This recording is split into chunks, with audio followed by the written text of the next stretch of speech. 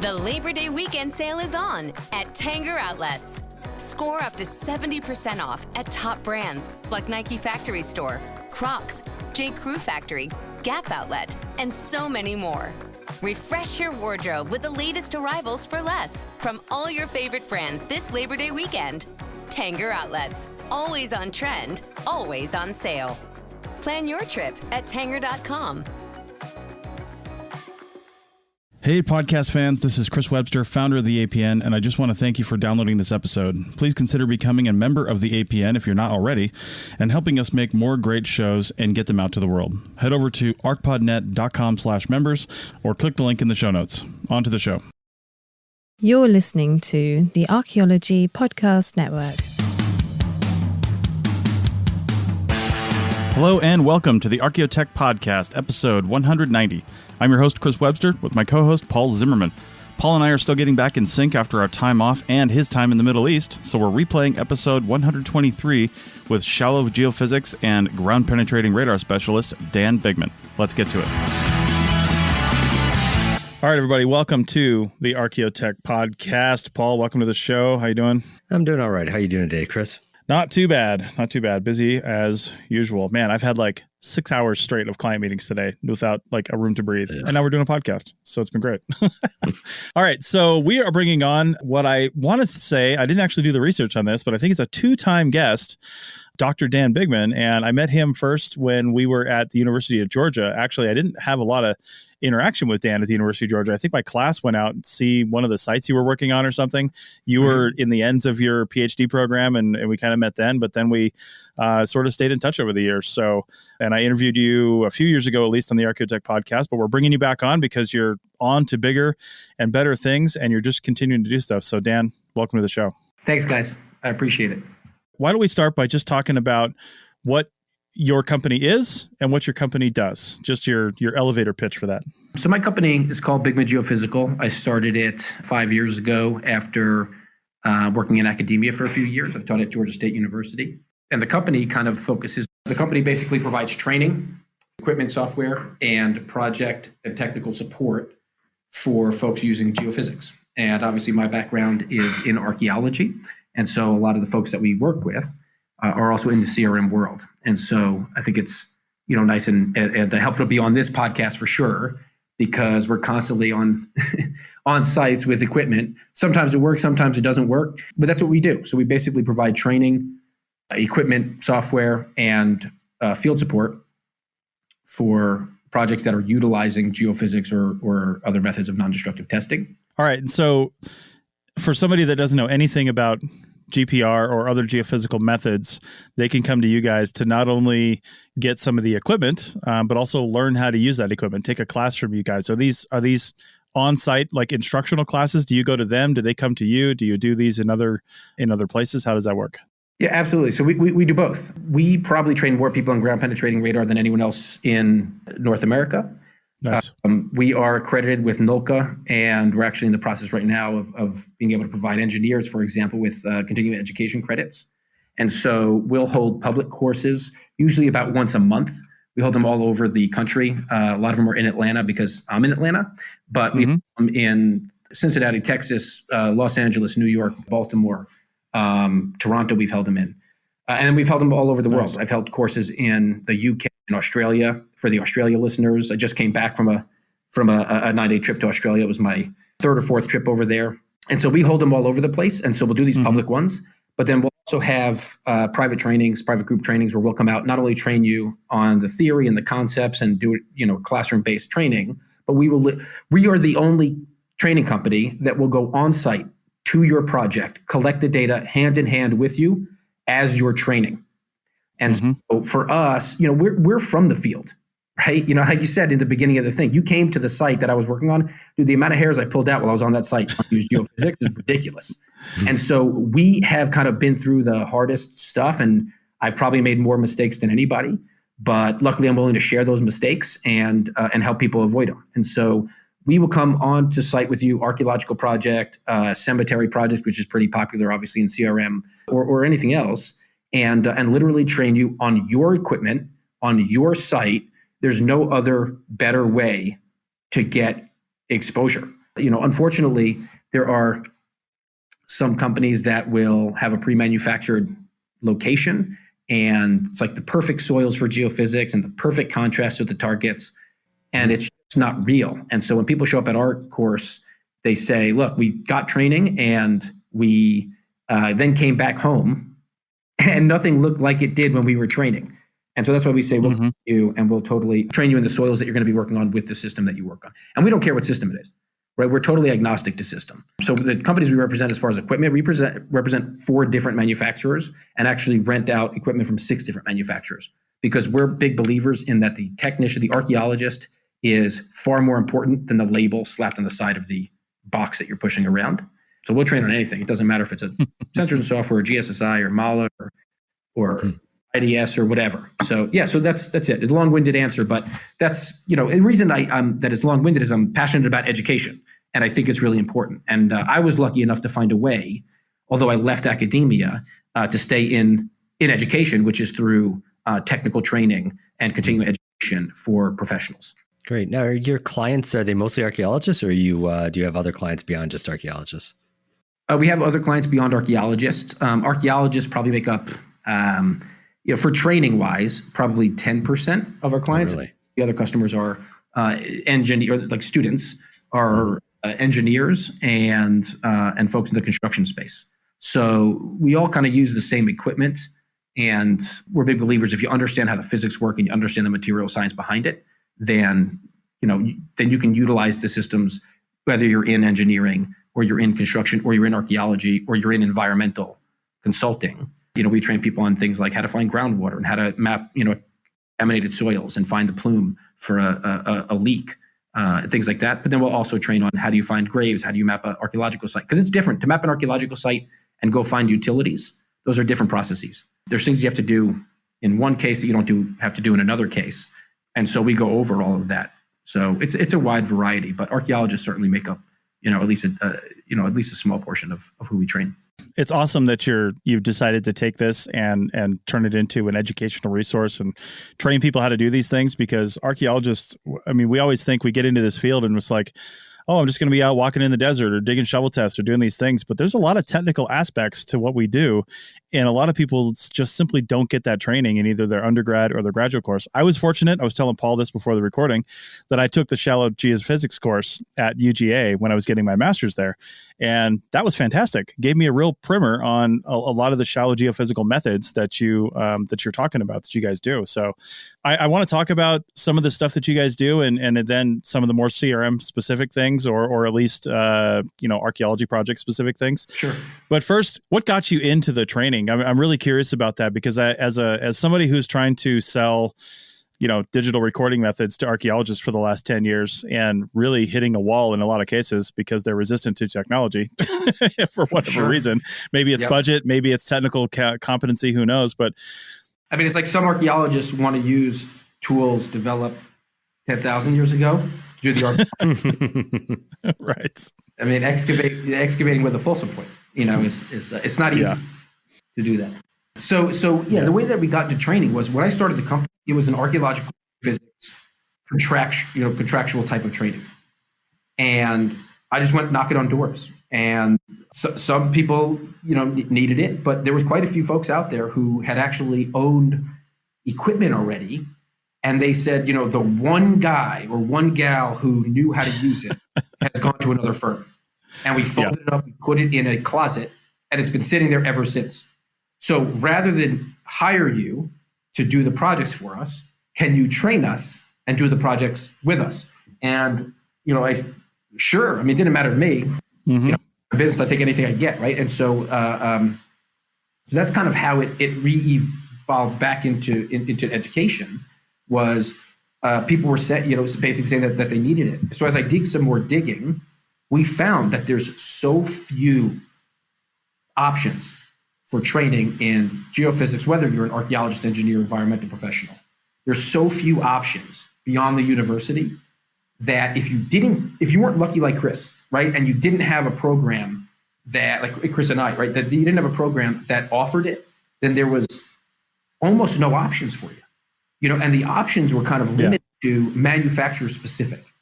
And so we came in and I said, I don't care what it is. I said, if we've never used your system before, I said, bring it in. We will figure out your system while you're on site doing the training.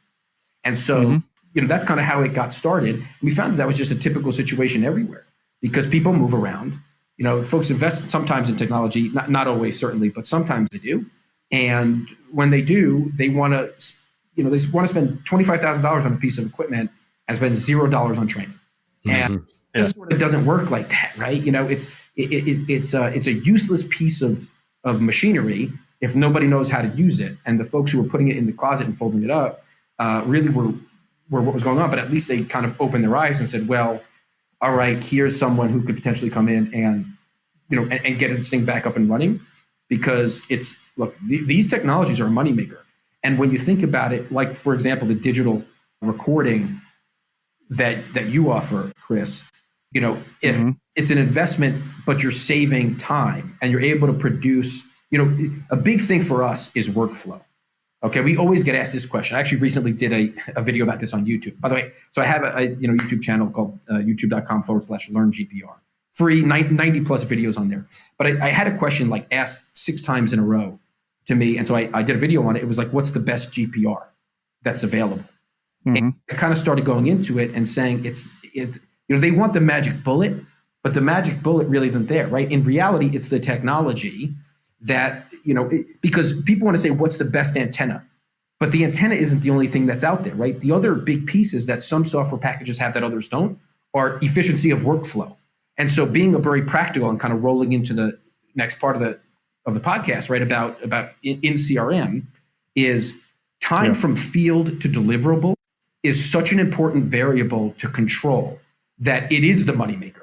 And so going to digital recording and being able to save, even if it costs you a little bit, but you could save, 2/3 of your time from going from data collection to actual high quality. It's not just deliverable, but it's high quality deliverable in 1/3 of the time is a huge benefit. And folks don't unfortunately understand it until they actually go through it, right? When you've done something the same way over and over, it's hard sometimes to recognize the benefits that are right in front of you. And so, for us, that was the point, was that it was something that can save people time, save people money, and more importantly, when we're working with folks in the utility space and engineering, it's like if you can increase site safety by utilizing all the tools available to you, so you have less of a chance of striking a gas line or electrical line or something like that, it's really your fault if you don't get trained, right? You bought the equipment and you're unwilling to spend, another $1,000 or $2,000 or $5,000 so everybody knows how to use it well, then it's really on you. The liability lies with you. And so it's an important piece. And so folks who kind of are, to speak to your point, Chris, hesitant to grab onto new technology, we see this all the time where they say, look, I only get 3 calls a year for GPR or for geophysics, whatever.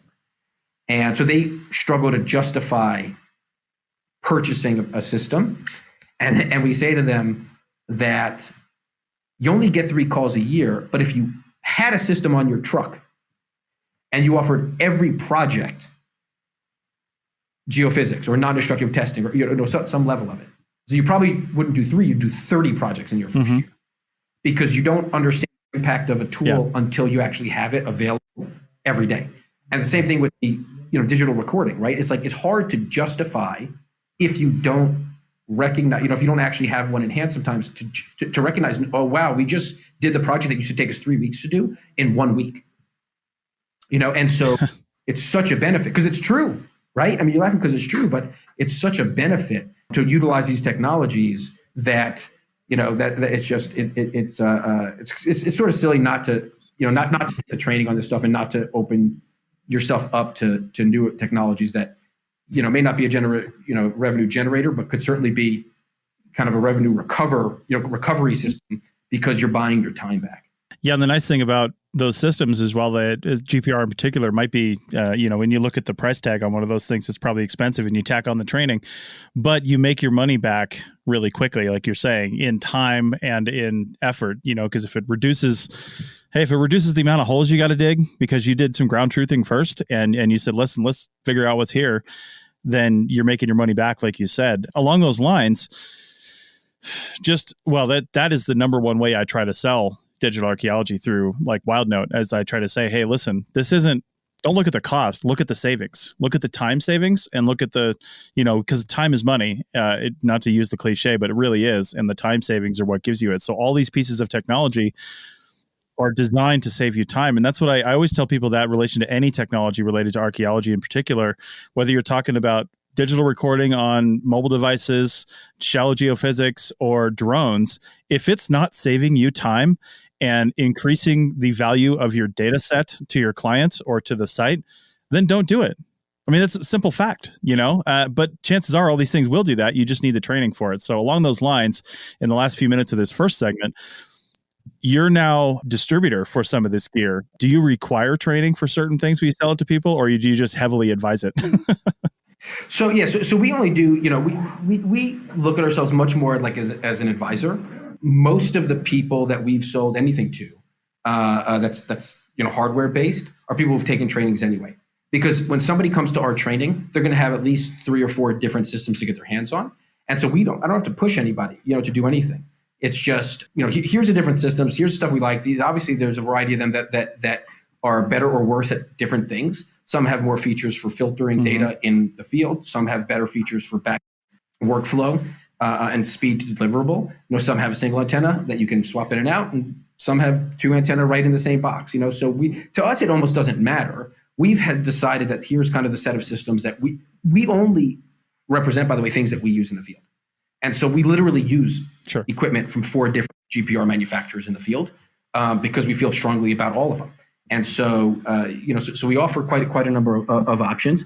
But from a sense of we're not out there, pushing and selling. We really are a training company first, which is also very different than most other equipment resellers, because the equipment resellers first. And for us, we actually have told people, look, don't buy it from us yet. Come to the training, because you'll make your decision after you've gone through the motions on 3 different pieces of equipment, and so, right. So that's it. I mean, we really look at ourselves as a training first. The reason that we even started to distribute equipment, by the way, was because we felt like we were doing the job of the resellers, because we'd have people who came in and we'd show them how to use their equipment. And they said, I don't know why, we've been using the system for 2 years. And the guy who sold it to us never knew that this function, never told us about this function. And it was like a critical function to doing things right. It's like, how deep is the object, right? Like, that's pretty critical when you're using GPR. And they were like, the guy who sold it to me just never. And so I said, I'm sick and tired of realigning, the customers of other people. So we might as well, step in and offer them stuff that we've personally tested in the field. And so we do a lot of rentals. Actually, we do a lot of rentals, a lot of used equipment sales.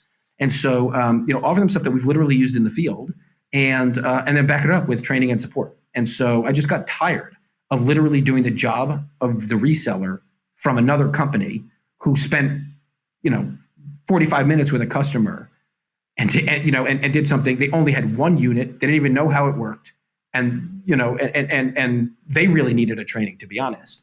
And so that's how we got into it in the first place. We just felt like we were doing the jobs of other people. So we said, if we're doing the jobs, we might as well actually do it, and make it part of the business. And then the other thing was, we started to actually distribute, before we even were distributing radar or any other systems, distributing accessories that people weren't getting.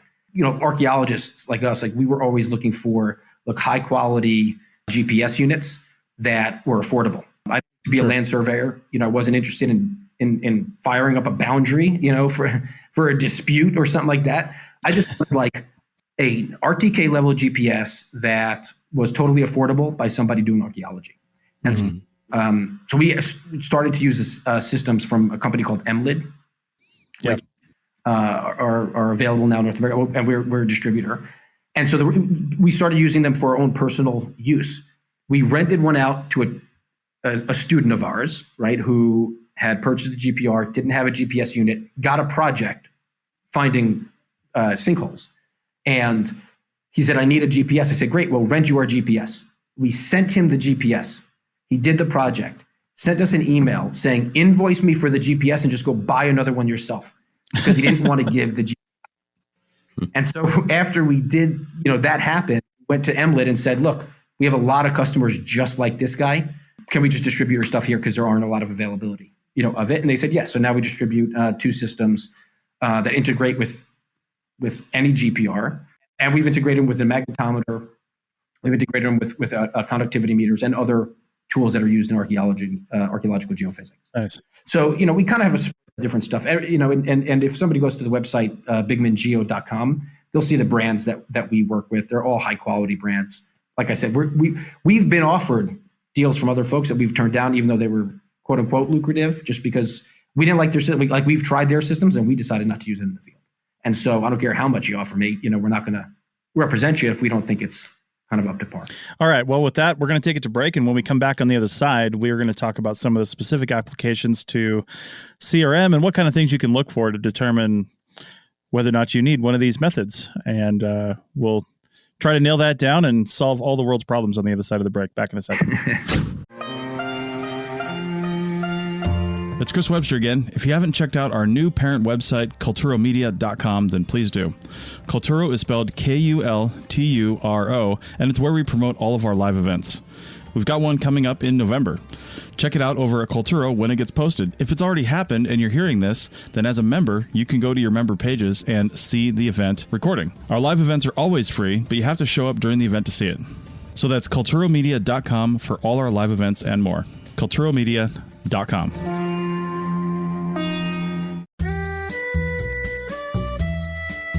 Chris Webster here, founder of the APN and host of several shows. I just wanted to let you know about our membership program and what it offers. Members of the APN get, for just $7.99 a month, or cheaper if you pay for the year, ad-free episodes so you don't have to listen to me on the breaks, membership in our Slack team so you can continue the conversation with hosts and other members, and exclusive access to any of our live event recordings. Live events are always free, but you only get to watch the recording if you're a member. So head over to ArchPodNet.com/members for more info and to become a member. Our podcasts are always free, but this is just a little something extra and it really helps us out. That's ArchPodNet.com/members. Introducing Zaxby's new chicken finger tacos. One with pico and creamy chipotle ranch, and the other with bacon and avocado ranch. Chicken expert since 1990. Taco expert since now. Woo, saucy! Zaxby's. Welcome back to the Archaeotech Podcast, episode 123. And we are talking to Dr. Dan Bigman of Bigman Geophysical. And, in the first segment, Dan, we talked about what you guys offer and the different types of training and some GPRs and things like that. But now I want to focus on CRM, and we can really make this a general archaeological discussion because it's not just CRM that can use these things. Obviously, anybody working on any project. What are some of the circumstances or scenarios, and I know this is really hard to determine, but what are some of the things you can think of where somebody should be saying, hey, I should be really thinking about shallow geophysics on this project, something like that. I'm thinking of my own self. I've got a project to do out in the Eastern Mojave Desert, and it's all pedestrian survey. It's a 1,200-acre pedestrian survey in the desert, and I'm trying to think in what circumstances we'd have to find some sites and then do it locally on those sites, to try to see what's subsurface if we got that far.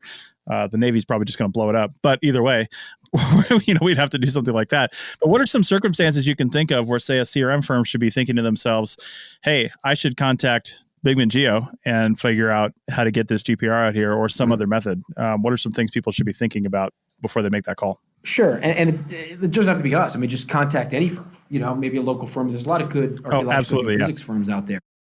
And folks, but we want them to call you. Yeah, I know. But folks should be looking at figuring out good people to bring on site more often than not, because geophysics in general offers a number of advantages to almost all archaeological projects. There's very few that it offers, no advantages to. The first one is, like you suggested, even in the first segment, is if you could potentially reduce the number of holes. It's all destructive, right? Mm-hmm. Anything is destructive. And so any way we can reduce the number of holes, and by the way, all digging, including shovel tests, actually reduces site safety.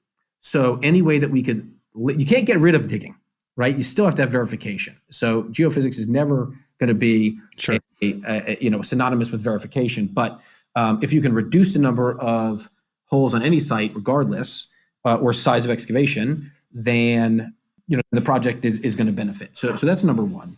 Number two is some people don't realize how far geophysics has come as far as the deployment of technology. So GPR, for example, now has very affordable multi-channel systems. And so, we use one from time to time it's got 32 antenna in one box. And so the box is like an entire meter long. And so you can basically cover a site in a fraction of the time that you used to be able to cover it in, except you do it with higher resolution density, higher density, high resolution data, and a much faster back end to like processed information and interpretations than used to be done before. Folks, unfortunately, if they haven't used it all that often, or you use a channel system, a lot of time, which are still relevant and important, and we use them all the time. But there are quite a number of projects that can benefit from a multi-channel system because the pricing has gone way down to use this stuff on site because the data acquisition times have become much faster. So, the benefits are like increasing site safety, reducing destruction, and really you can get more information for less money in a less amount of time than you used to be able to do.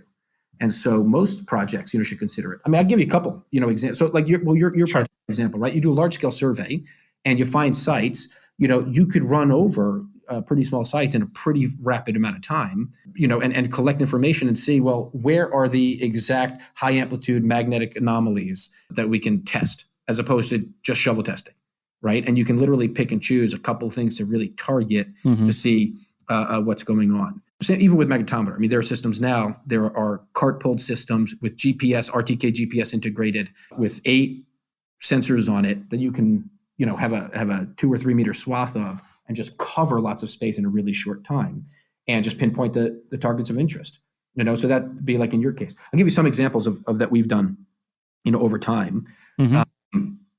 We did one project in California, for example, where it was a California transportation-based project, and basically the project was going to disturb an archaeological site that was known and had excavation done on it in the past. But the amount of time that the archaeologist, the CRM firm, was given in order to conduct their, 10 test pits, which is what their kind of contract was for, they had a really condensed amount of time. And they knew that the 10 test pits were it, because the site's getting destroyed after that. So, they really had to be specific with the test, and they needed to, condense how long they from start to finish.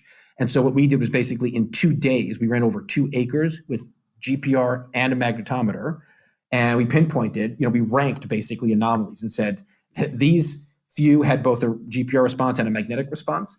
And, these would be the ones we hit first. This one had only magnetic, it's the one we hit second, and these were only GPR responses, and we hit those, third, because it was kind of a rocky landscape, and there was, kind of a things it was inconsistent soil, so we were getting reflections off of things that probably were not GPR. I'm sorry, that were not archaeological, but that's one example, right, where the CRM firm itself had a very condensed time, but we covered 2 acres with 2 systems in 2 days.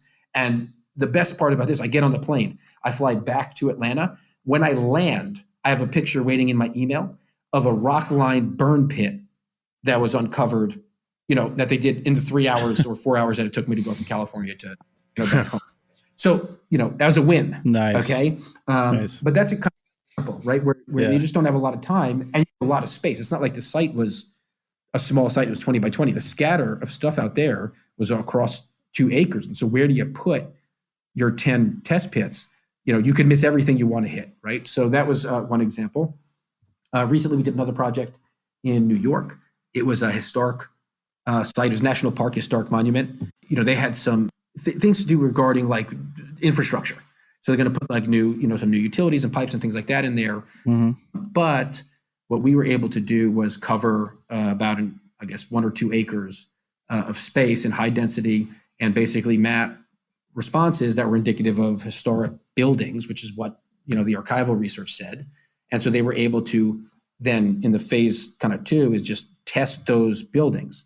Another benefit, by the way, of geophysics is not only did we map the archaeological or potentially archaeological and historic material, we mapped the pipes and the utilities.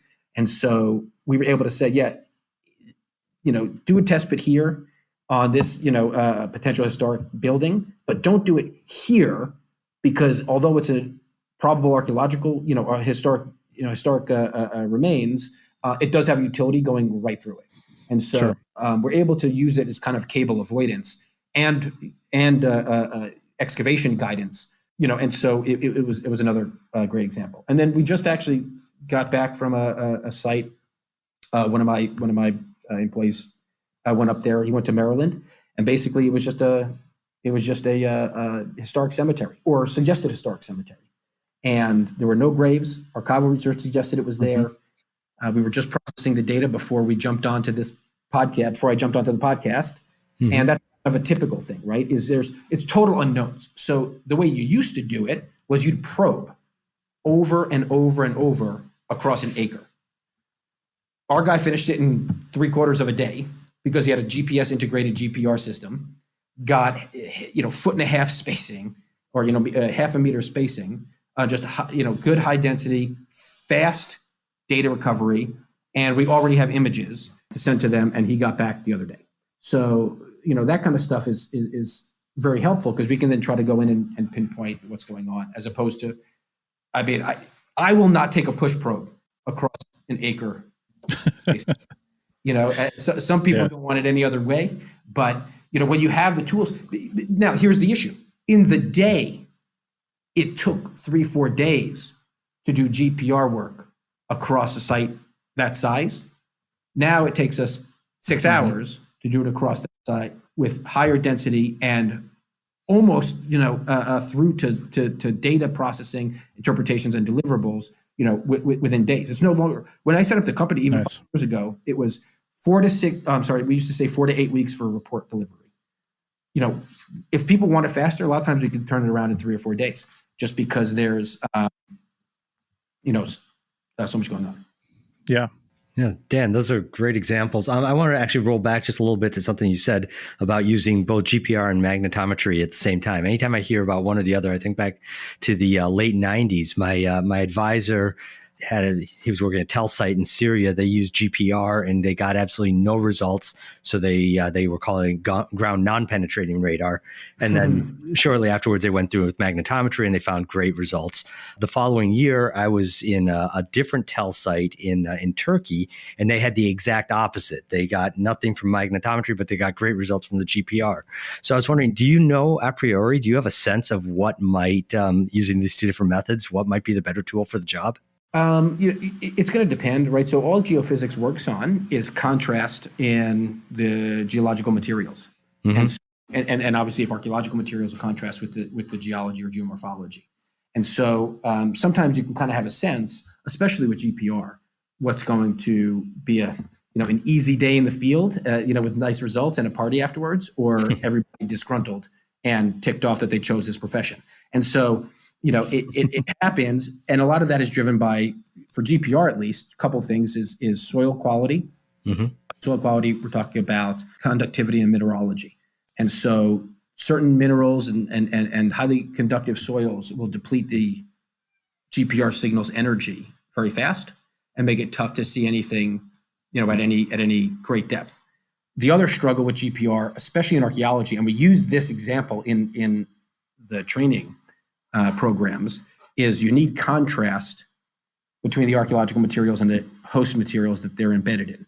And so if there's no contrast, even though it's a different material, it's architecture, whatever, if you have a limestone cut block and it's embedded in dense limestone soils, base soils, and it's all dry, it's going to be tough to identify. Even if your signal holds up, it's going to be tough to identify that boundary, right, between the soils and the architecture, because all kind of the base material is the same. So that's a struggle, right? Where you might not be able to see much because you just have a similar physical properties of the archaeological materials themselves and the material that it's embedded in. So the other side is if you have great contrast, or you have signal that'll hold up really well, then it could be a really great data set that can help. And it's also assuming that you have a good enough kind of frequency of your GPR system to identify the targets that you're looking for. And so from the magnetometer side it's looking for, in a sense, it's not contrast, it doesn't work exactly the same, but that's really what you're looking for. You're looking for contrast in the intensity of the Earth's magnetic field. And so the Earth has this field, at varying intensities across the surface. And so what we're looking for is deviations from the Earth's field. And so what happens is when you have archaeological materials sometimes, especially metal, which is cake, but you might have hearths, or things like that, where you have a local field, and that local field will sometimes, both enhance the Earth's field and it'll detract from it. And so those create what we call anomalies to the Earth's magnetic field, and may be indicative of archaeological remains. The problem is, if none of the materials have a magnetic signature themselves, then it could be tough to use a magnetometer to find any archaeological remains on any given site. And so using multi-sensory approaches, like using GPR and magnetics and conductivity, and whatever, is always going to bring better results in the end. And by better, I mean, more information to the archaeologists in order to either guide excavations or, make even anthropological kind of assessments about, community structure or whatever it is the more systems you use and the larger the perspective is, the larger space that you cover, the more that the community benefits from it. Yeah, makes sense. Unfortunately, customers aren't willing to pay all the time for sensors, right? They just want to pay for one, and that does happen. And we always say, look, we recommend multiple, but one sensor is better than zero sensors. Something I want to mention here, based on what you said earlier, you're a guy that went up to Maryland and was able to do that project with a GPS, basically a GPS linked GPR, and really get this thing done accurately. The antennas for these ground penetrating radars look a lot like Roombas, which make me think, is there a reason this can't be like a combination of something like a Roomba and automated farm equipment? I mean, they have combines out there running with no people in them, just going back and forth, doing these things based on GPS tracks. Is there anything like that even available on the high end, or do you think that's something coming along soon? I mean, with object avoidance and things like that, and just have a technician out there to kind of monitor it and make sure it doesn't, run into traffic. Yeah, I think that it's on its way. There's nothing out there right now that's like, an autonomous vehicle crawler-based type of system.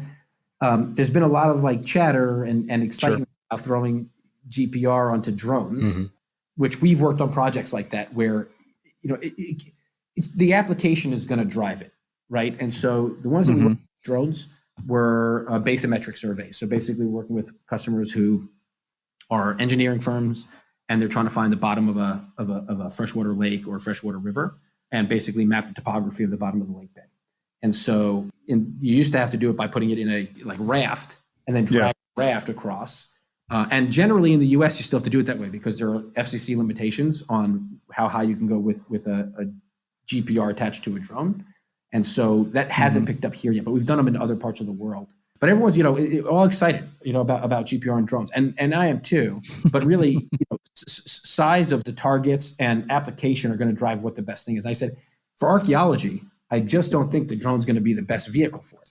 I really believe that, and I could be wrong. I mean, this remains to be seen, but I believe that just because drones are very exciting right now, I think you get better information from a crawler-based unmanned vehicle than you would with a drone. And so my point is, I think it is coming, down the line. You do have to engineer it in a way that minimizes how much noise ends up in the data. Sure. And so as long as they kind of overcome that stuff, my assumption is that it won't be too far away from us, to do that. Okay. Or you attach it to something that's just, like a crawler or a vehicle, an autonomous vehicle that's far enough away, and it's just dragging it, but it happens to be dragging it, 3 meters behind. And so it won't impact too bad. But it's a great question. Okay. Still got to send the guy up there to push it. We only have a few minutes left here. Thanks, Dominic. We only have a few minutes here. And the last thing that I wrote down, because I'm curious about this, you mentioned being able to find things like, and almost as a happenstance of just doing the project, but then for other clients specifically finding things like buried pipes and cables and stuff like that. Is there any concern around the energy generated by the GPR and certain things you could find? I'm thinking like natural gas lines, stuff like that. I'm specifically thinking of like unexploded ordnance, which is a possibility on the project I'm going to be on. Is there any possibility of the energy provided by this thing or output by this thing exciting the thing that you're detecting and possibly causing an issue like an explosion? Yeah. So number one, just for total transparency, right? I am not an electrical engineer. Okay, so I just want to be really clear. I say this all the time. Sure. I'm an archaeologist. They'll actually ask me, they go like, I'm thinking about building a radar. Will you help me? And I'm like, I'm not the right guy. I'll use the radar after you make it. But, I'm a field guy with an archaeology background. So just take what I say with a grain of salt when it comes to this kind of stuff. Now, I can only tell you what other people, have said to me. And so number one, no, of course, GPR is used all the time for doing unexploded ordnance surveys. Okay. Used all the time for doing natural gas surveys. Actually, it's a critical technology for doing natural gas pipeline surveys because traditional methods aren't always able to find them. Basically, if you have a natural gas line that's PVC or fiberglass or something like that, that's not conductive. If that pipe was not buried with a tracer wire, you can't use an EM locator, which are like what the guys use on the side of the roads that you're looking at who are, spray painting everywhere. And so those are great tools. But if your pipeline is not conductive and it doesn't have a wire that's buried with the pipeline to push a frequency through, GPR might be the only way to identify it. So it's often used for natural gas pipelines and things like that. For UXO, it's also used. And so, no, it shouldn't excite it. But so here's the kind of the electrical engineering piece, that I'll say is when I did a training, and so we still get trained, by the way, we are definitely not the people who say, no, we know enough and we never have to learn again.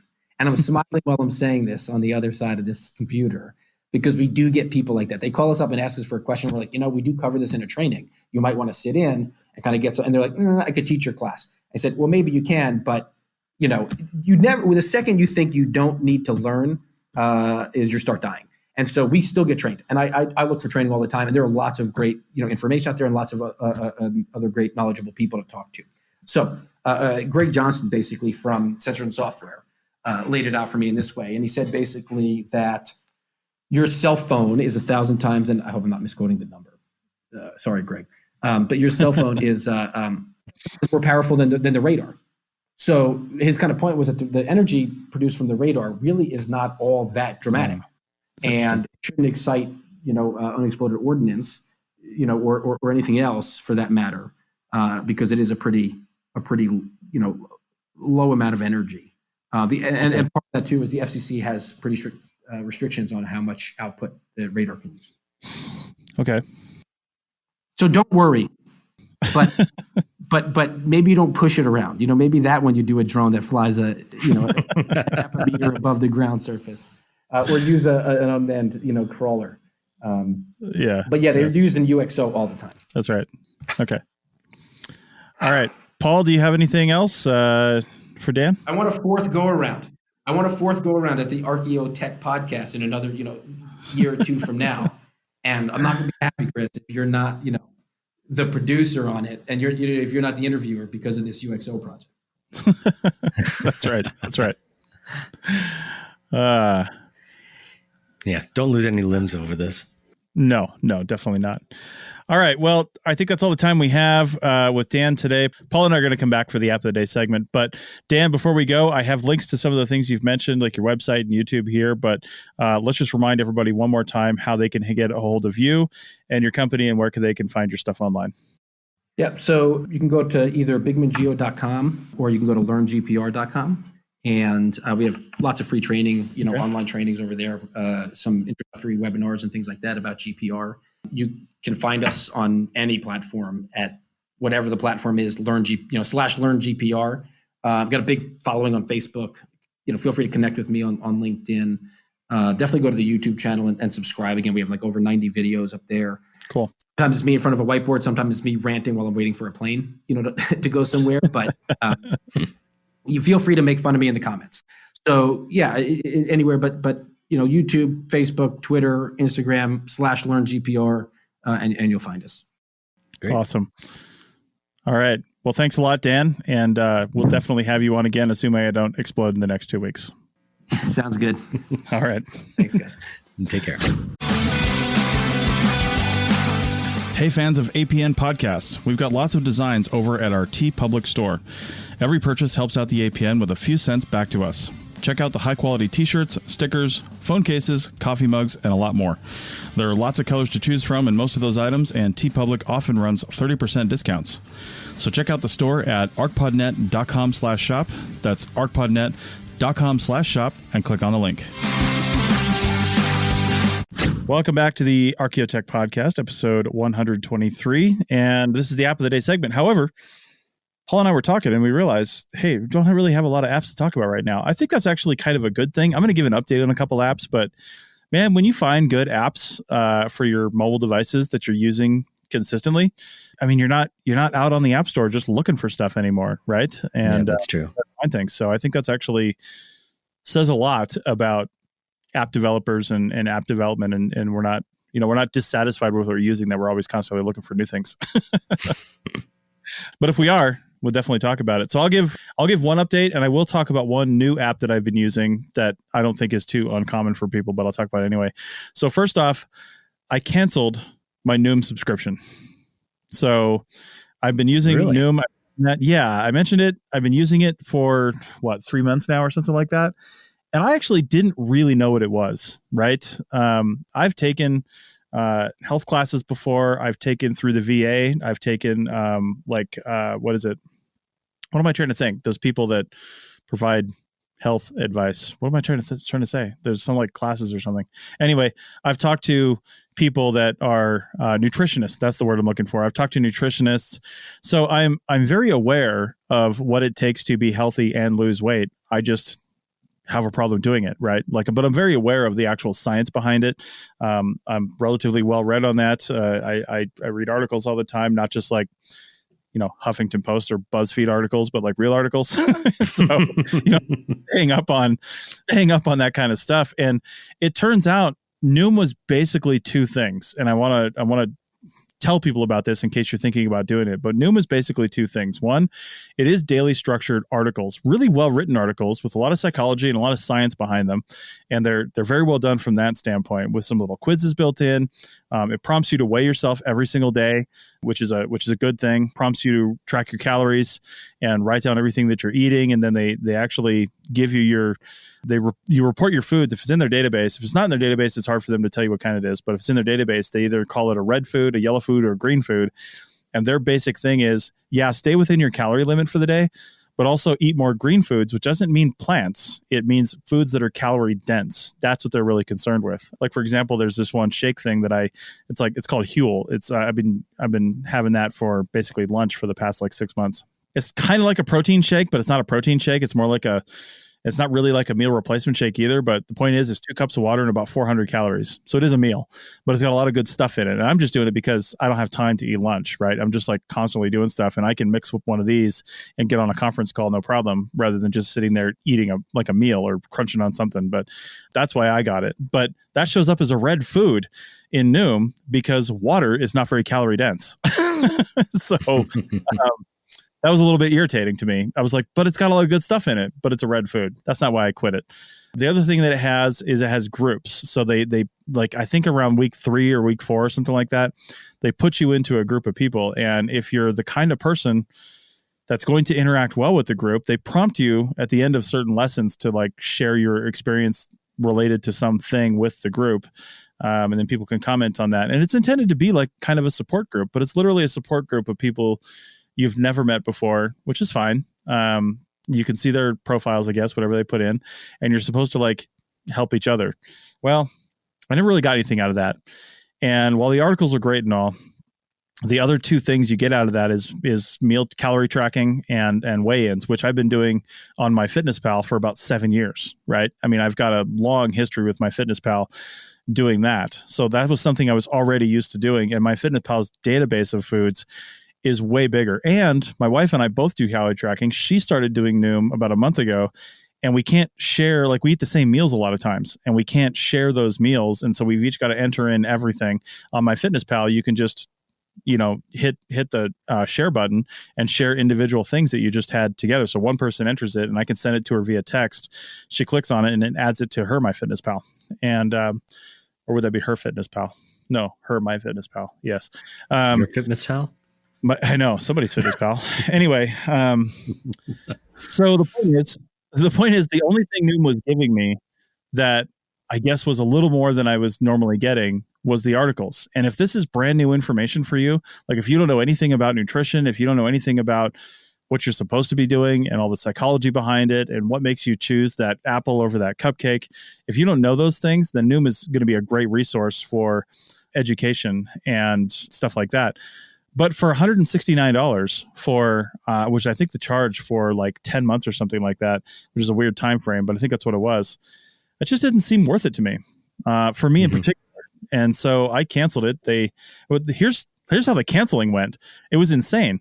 So first off, one of the people who I'm still not sure is an actual person, it could be a bot, sent me a message that said, hey, you haven't logged into the app in like 2 days. That was what the warning. I was gone. I was, there was nothing I could log in and do except read the articles. And then I just was working too long a days and I forgot about it. That was last week when I was in New Orleans. And she sent me a message and I finally was just like, you know what? I'm done with this thing. So I replied to this private message in this group thing to Holly, who's my thing, and in there again, I don't know if she's a real person or not. And I said, you know what? I think I just need to cancel this. Like, I'm not getting anything out of the articles. I already do calorie tracking and stuff, and I need to find a different way to fix my problems because I don't think this is working for me for the cost. I thought it was something different.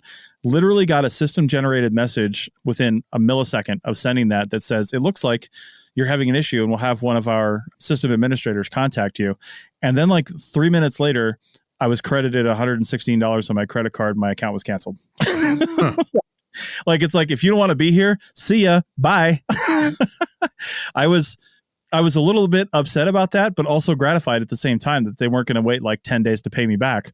They just canceled everything. But then it was like, you're in the business of psychology and coaching. Like, shouldn't you just be like, hey, maybe you should think about this for a second? No, I said cancel. I said the word cancel in my message. I was done within 5 minutes. So wow. Yeah, no chance to take that back. So anyway, so that was it. That's what I get rid of. I don't know. Yeah. Is a hot potato a red or a green food? You know what? A potato might actually be a yellow food. So right there in the middle, because it is a vegetable and it is calorie dense. So I don't know. Yeah. Hot potato. I don't know. Paul, didn't you say your mom or your mother-in-law or somebody was doing Noom? Yeah. My mom had signed up for it, and I doubt that she uses it. I mean, she's in my entire life gone through a million different fad diets and things. So I'll see her actually in a couple of days. I'll ask if she's still doing it, but I haven't gotten any updates. And I suspect that she, knowing her, she wouldn't be reading the articles, and the personal trainer aspect of it wouldn't really be too appealing, I think. So I suspect that this is that she's going to have to cancel it sometime soon, but we'll see. I mean, I could just be just guessing from previous experience. Maybe there is something about this that works a little better with her than other things have. Well, and you bring up a good point too. So there were 2 add-ons that I didn't actually pay for. What I had was like the base Noom account. This is like the minimum, right? Still like $169 for, it was something like 9 or 10 months. But you could also add on customized meal plans, which my wife and I already do, but you could add on customized meal plans, or you could add on a training plan. And I don't know what those look like, but they are additional fees. So maybe I'll fully admit this. Maybe if I had done, I don't know, like a training plan or something like that, I would have had a different experience or something. But the articles was really the thing that was getting me down, because I have real big OCD when it comes to finishing something. And there was probably 5 or 6 articles per day. Some of them, you're looking at maybe 20 minutes worth of reading. Not that big of a time commitment, but when it's every single day, and then when I miss a day or I don't finish all the articles in a day, I feel like I have to go back. And in fact, when we were gone for Christmas, I was so discouraged with putting in all the random foods that I was just putting in nothing, which means I wasn't opening the app. My way of like coping with that was I didn't open the app at all, which means I didn't read any articles for like 2 weeks. And they kept sending me message saying, oh, you haven't opened the app in a while. And so I opened it just to shut those down for a few days. But I was just like so discouraged by the food situation that I wasn't doing anything. I wasn't able to weigh myself because I didn't have our scale.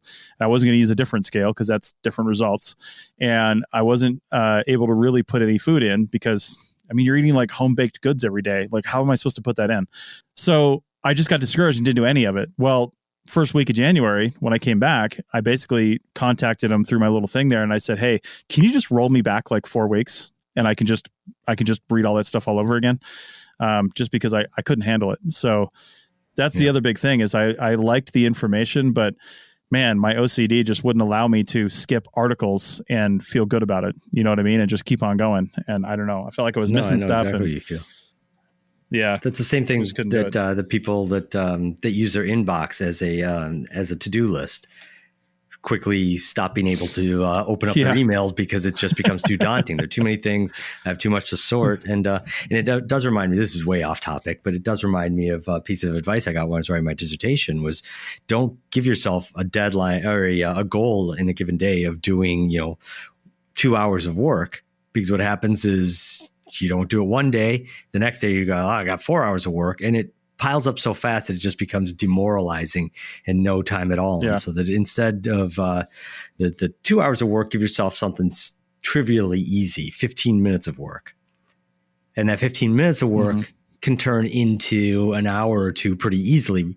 And then at the end of that, you feel good. And then if you miss a day, you don't feel so bad. And so it's just a way of kind of regulating your own expectations and your own sense of progress. So I could definitely see how having that level of having things sent at you to read that you have to feel like you have to keep on top of it could actually be a massive demotivator too. I mean, I think that's exactly how it would work for me. Yeah.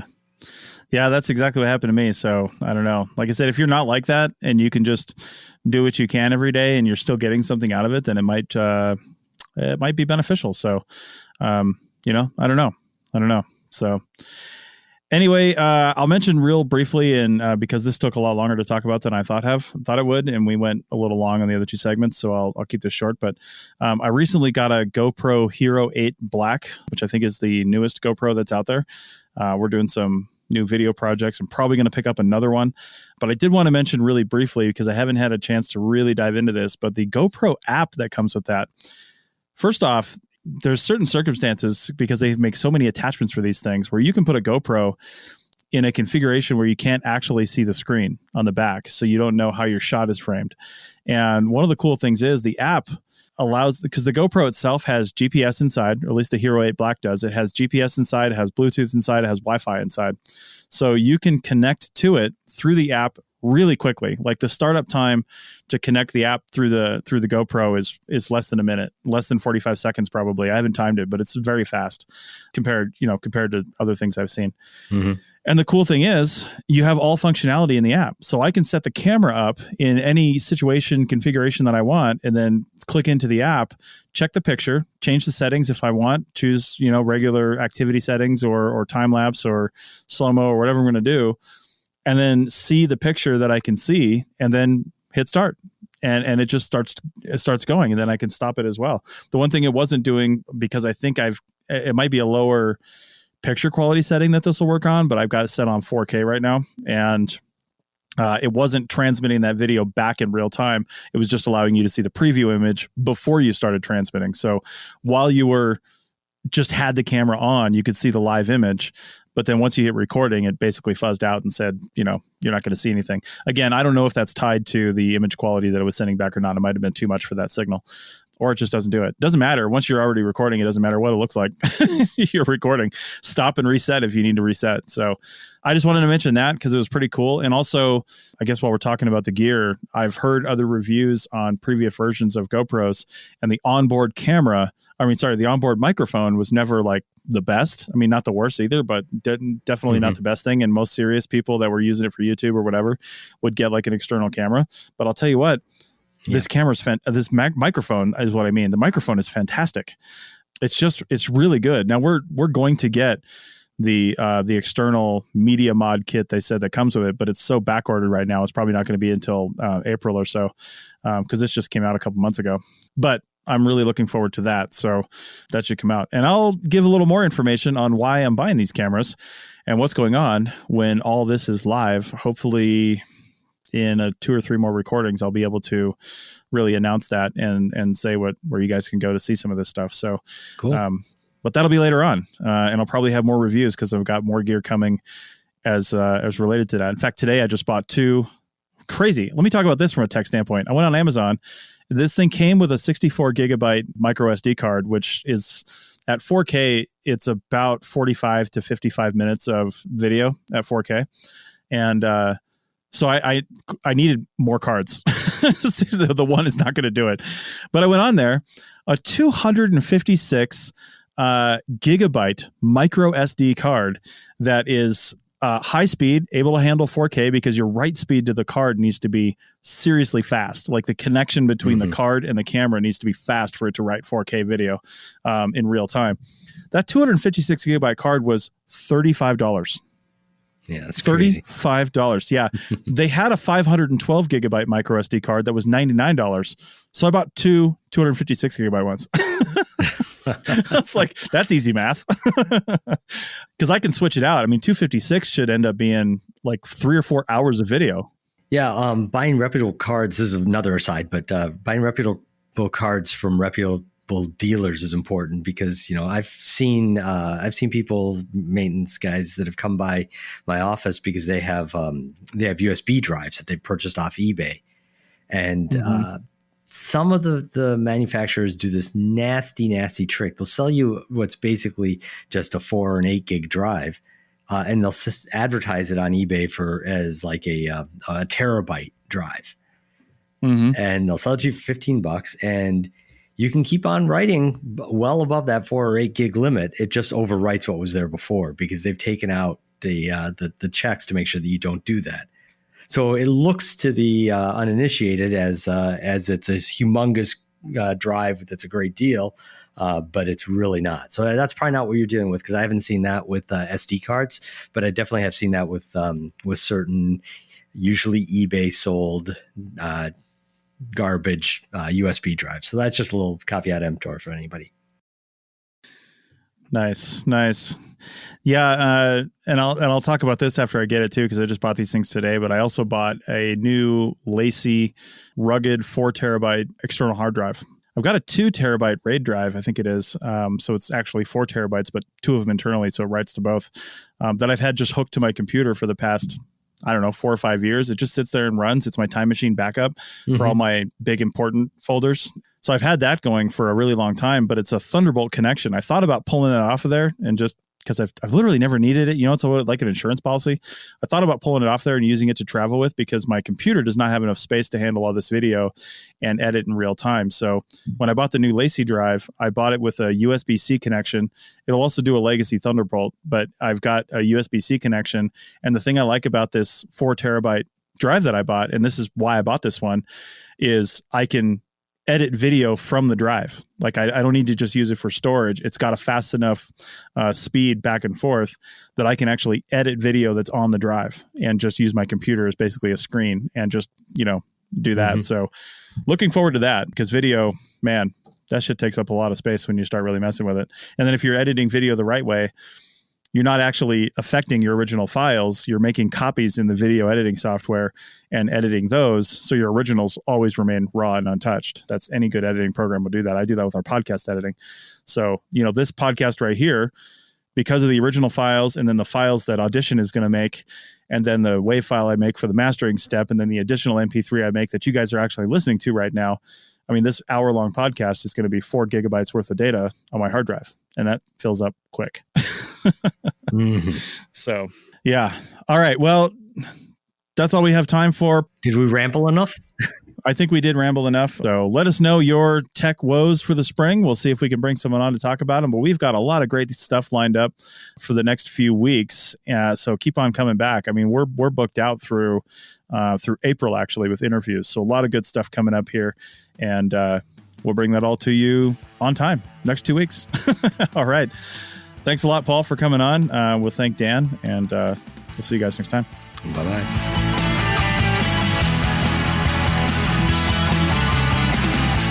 Thanks for listening to the Archaeotech podcast. Links to items mentioned on the show are in the show notes at www.archpodnet.com/archaeotech. Contact us at chris@archaeologypodcastnetwork.com and paul@lugal.com.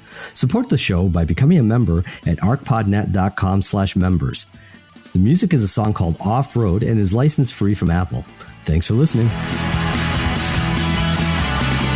This show is produced and recorded by the Archaeology Podcast Network, Chris Webster and Tristan Boyle, in Reno, Nevada, at the Reno Collective. This has been a presentation of the Archaeology Podcast Network. Visit us on the web for show notes and other podcasts at www.archpodnet.com. Contact us at chris@archaeologypodcastnetwork.com. Thanks for listening to this podcast. Please consider leaving a review on your favorite podcasting app. You could also consider becoming a member so we can keep content like this free and available to all. Check out pricing and info at archpodnet.com/members.